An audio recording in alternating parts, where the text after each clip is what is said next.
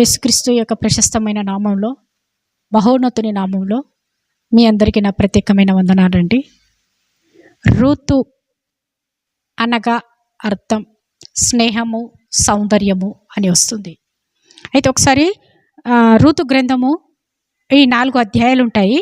అందులో మొదటి అధ్యాయము 14 వచనం చదవగా విందాం. వారు వెలుగెత్తి ఏడవగా ఓర్ప తన అత్తను ముద్దు పెట్టుకునేను, రూతు ఆమెను హత్తుకొనేను. చాలండి. ఇక్కడ నయోమి ఎలిమెలేకు ఈ ఇద్దరు దంపతులకు 2 కుమారులు ఉంటారు.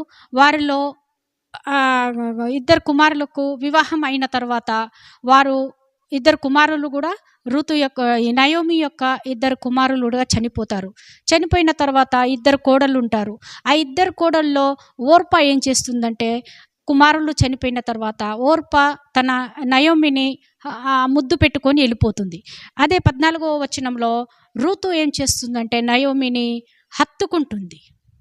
ఎలా హత్తుకుంటుందంటే, ఆడ 17వ వచనంలో ఏమని ఉందంటే, మరణము మనల్ని ఎడబాయు అంతవరకు నీవు నన్ను వెళ్ళిపోమని చెప్పకూడదనేసి తన అత్తను బ్రతిమలాడుకుంటుంది. ఎవరు? రూతు. మరి రూతు అలా ఎందుకన్నది? మరి నయోమి దగ్గర ఏమున్నది? నయోమి ఒక వృద్ధురాలు. ఆమె దగ్గర ఆస్తులు ఉన్నాయా? లేదు. కట్టుకున్న భర్త ఉన్నాడా?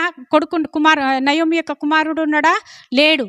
అయితే ఈ రూతుకి ఒక గుణం ఉన్నది. ఏంటంటే విడిచిపెట్టేటువంటి గుణము ఉంటుంది.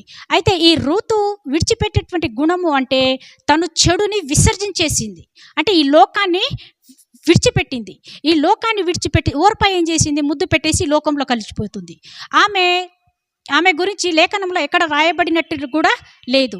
కానీ ఈ రూతు గురించి ఒక గ్రంథము రాయబడినది, 4 అధ్యాయాలు రాయబడినది. అంటే ఈ రూతు ఎంత గొప్పది అంటే, ఈమె మోయాబీ స్త్రీ. అంటే మోయాబి పట్టణము మొత్తము పాపము చేత, అక్రమము చేత నిండి ఉన్నటువంటి ఈ పట్టణంలో పెరిగినటువంటి ఈ రూతు ఎవరిని హత్తుకున్నదంటే నయోమిని హత్తుకున్నది. నయోమికి అర్థము మధురము అంటే ఈ లోకంలో ఆకాశం ముందు కానీ భూమి అందు కానీ మధురమైనది ఏమన్నా ఉన్నదా?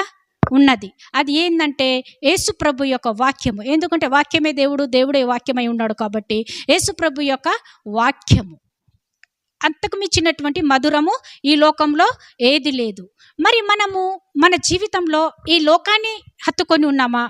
రూతు గనుక నయోమిని హత్తుకొని ఉన్నట్టు, అంటే నయోమికి అర్థము మధురానికి అర్థము వాక్యము.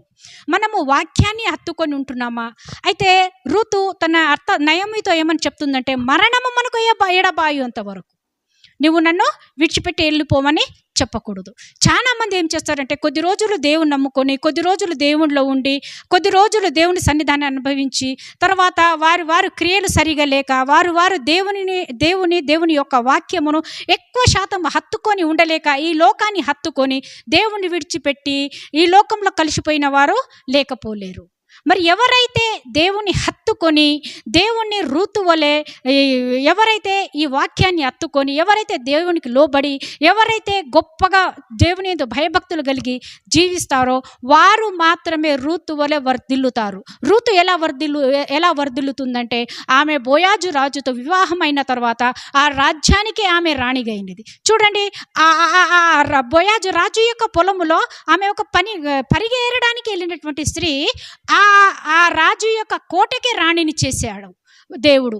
అంటే వాక్యము మనలో ఉన్నప్పుడు, మనము వాక్యమును హత్తుకొని ఉన్నప్పుడు దేవుడు ఏం చేస్తాడంటే, ఒకవేళ మన పెంట కుప్ప మీద ఉన్నటువంటి బీదల వలె ఉన్నా కానీ దేవుడు మనల్ని గొప్ప ధనవంతులుగా చేస్తారు. ఎందుకంటే వాక్యంలోనే సమస్తము ఉన్నది. ఎందుకంటే వాక్యమే దేవుడై ఉన్నాడు, దేవుడే వాక్యమై ఉన్నాడు. కాబట్టి మనము రూతు నయోమిని ఏ విధంగా హత్తుకున్నదో మనము కూడా దేవుని యొక్క వాక్యాన్ని హత్తుకొని దేవునికి లోబడి రూతు వలె గొప్పగా వర్ధిల్లాలని ఇటు వాక్యమును దేవుడు దీవించునుగాక. ఆమేన్.